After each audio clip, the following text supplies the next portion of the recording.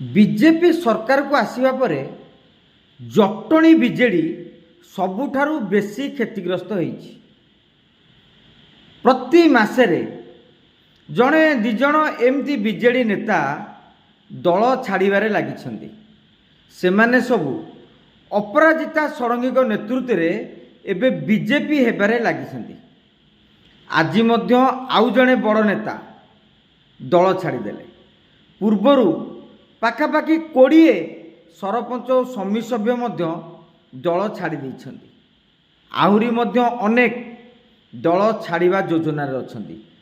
प्रश्न उठुची जटणी विधायक विभूति बलवंत राय करुछन्ति कौन? से बीजेडी की संगठन को मजबूत करुछन्ति ना भितरिया किछि गेम करुछन्ति? ए प्रश्न एबे जटणी बीजेडी नेता को आंदोलित करिछि।